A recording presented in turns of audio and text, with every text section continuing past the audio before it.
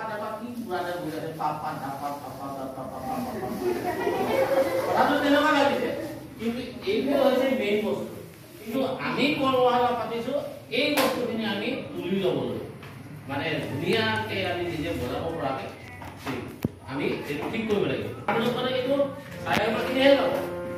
বা কীবৰ্ডখনে হওক বা গীটাৰখনে দেই পাপা দাপা দাপা দাপা পাপা দাপা পা গা মা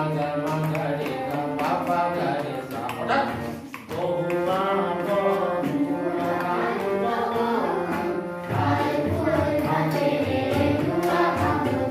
আপনি